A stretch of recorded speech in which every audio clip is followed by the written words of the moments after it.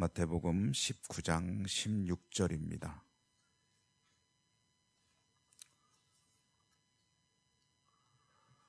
마태복음 19장 16절. 읽기 표에 30절까지로 되어 있는데 오늘 읽는 거는 22절까지만 읽겠습니다. 비어있는 부분은 개인적으로 계속 읽으시기 바라고요. 19장 16절에서 22절까지 교독하겠습니다. 어떤 사람이 주께 와서 이르되 선생님이여 내가 무슨 선한 일을 하여야 영생을 얻으리이까? 예수께서 이르시되 어째서 선한 이는 오직 한 분이시니라. 내가 생명에 들어가려면 계명들을 지키라. 이르되 어느 계명이오니이까? 예수께서 이르시되 살인하지 말라, 간음하지 말라, 도둑질하지 말라, 거짓 증언하지 말라, 내 부모를 공경하라, 내 이웃을 네 자신과 같이 사랑하라 하신 것이니라. 그 청년이 이르되 이 모든 것을 내가 지키었사온데 아직도 무엇이 부족하니이까? 예수께서 이르시되 내가 온전하고자 가서 내 소유를 팔아 가난한 자들에게 주라. 그리하면 하늘에서 부하가 내게 있으리라. 그리고 와서 나를 따르라 하시니 그 청년이 재물이 많음으로 이 말씀을 듣고 근심하며 가니라. 아멘. 주님 은혜가 함께 하시기를 기원합니다. 한 청년이 찾아왔다 하는데 마태복음에는 그냥 청년이라고 되어 있고요. 또 다른 복음서에 이 같은 내용이 있거든요. 보면은 이제 부자 청년이라고도 되어 있기도 하고 또 관원이라고도 되어 있기도 합니다. 그래서 보통 이 청년에 대해서 세 복음서를 합쳐가지고 부자, 관원, 청년 뭐 이렇게 이야기를 하죠.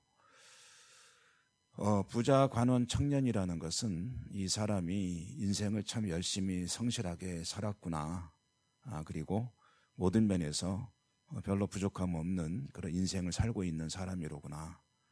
청년이라고 하니까 성경의 청년의 나이층은 우리가 생각하는 거하고는 좀 다르긴 합니다만은 그래도 노년층은 아니라는 거죠. 그래서 최대로 보면 40세 정도까지 되는 그런 사람이고요. 그 다음에 이제 관원이니까 또 이스라엘 사회에서 나름대로 유복하게 살아가고 있는 그런 사람이다. 이 사람이 이제 주님께 나와서 영생을 얻는 것에 대해서 질문을 했습니다. 이것은 뭐 악한 의도로 질문한 것은 아니고 본인이 이제 마지막으로 관심을 가진 자신은 영생을 가졌다고 믿고 있습니다. 이 사람은. 왜냐하면은 이스라엘 사람들 유대인들의 사고방식에는 하나님의 은총은 현실에 나타난다고 믿습니다.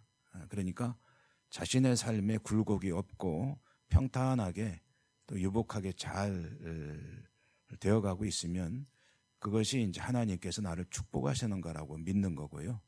그리고 그 축복의 원인은 자신의 계명을 잘 지키기 때문이다. 그러니까 이제 쉽게 말하면 내가 신앙생활 잘하고 있으니까 하나님이 나를 축복하시고 있다. 그 증거가 뭐냐? 나 잘 살고 있잖아. 이게 이제 유대인들의 사고방식입니다. 근데 이 사람이 이제 예수님을 찾아와서 그걸 재확인하고 싶은 거죠. 자신은 잘하고 있는데 도장 하나 꽉 찍어 주십시오. 당신 보니까 상당히 괜찮은 선지자인 것 같습니다.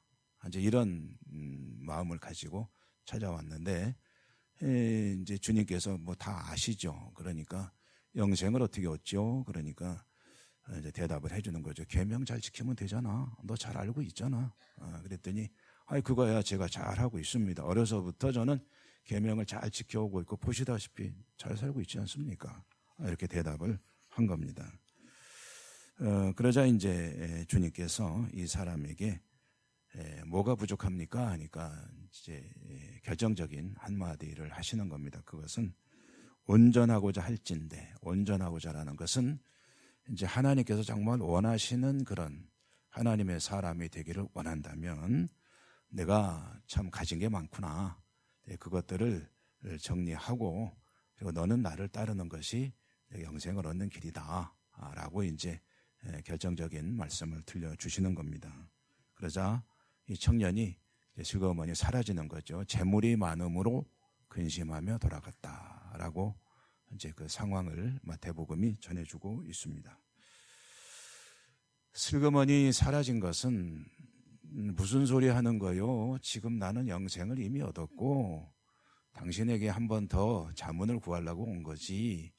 이 하나님이 벌써 나를 이렇게 축복하시는데 이걸 다 내놓고 이거는 지금까지 내가 살아온 나의 생각과는 완전히 다른 얘기인데 당신 뭐 별거 아니로구만 이런 생각으로 갔을 수도 있고, 또 하나는 그 말에 대해서 어느 정도 수긍을 하더라도 자기의 재물에 대해서 포기할 수 없으므로 갔다. 이 생각이 다 같이 있었을 것으로 봅니다.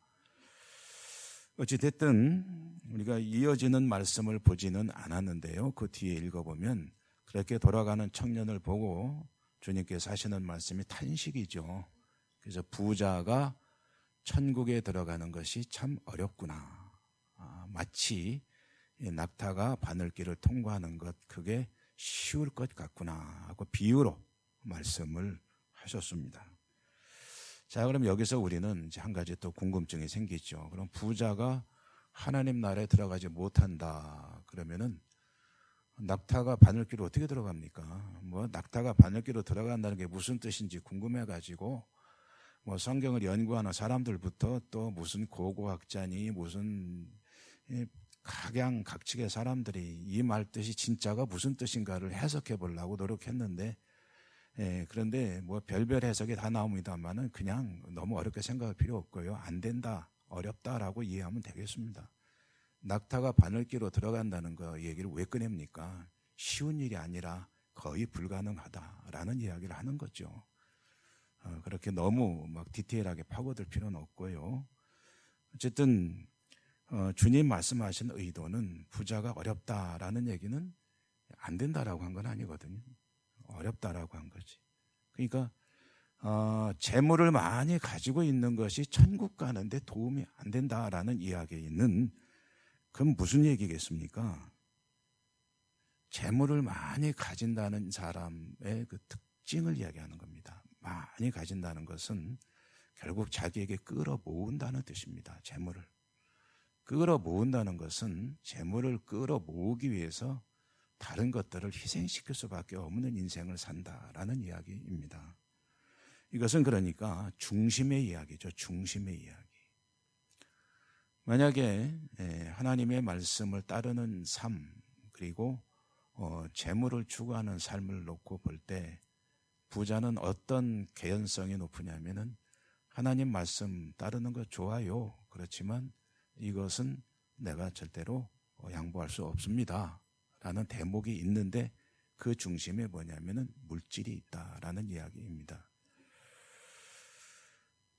이것은 우리가 살아가면서 참 자주 도전받는 문제이기도 하고, 그리고 또 실제로 자주 볼 수 있는 그런 일들도 아니겠습니까? 가장 쉬운 예로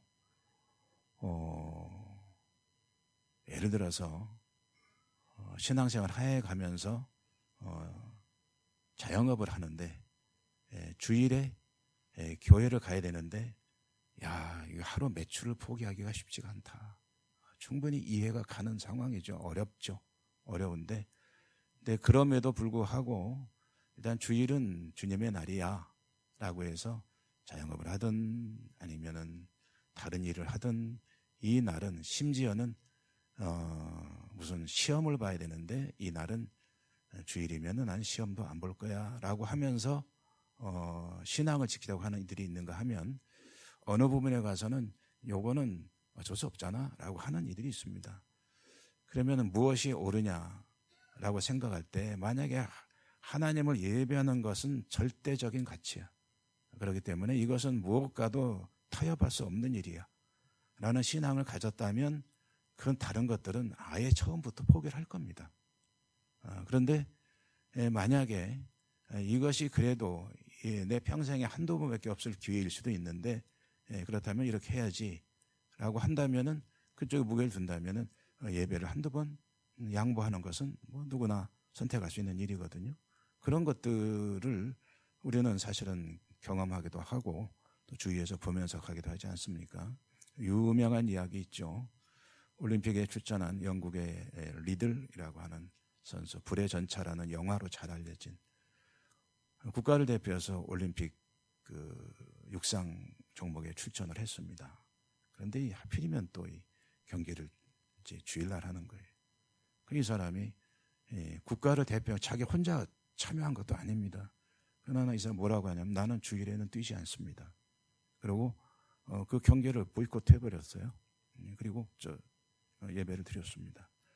자기 주종목이 지금 제가 정확히 기억은 안 나지만 주종목이 그날 금메달 결정전인데 안 가고, 그러니까 얼마나 비난이 들끓겠습니까? 자기 나라에서도 영국에서도 그렇고.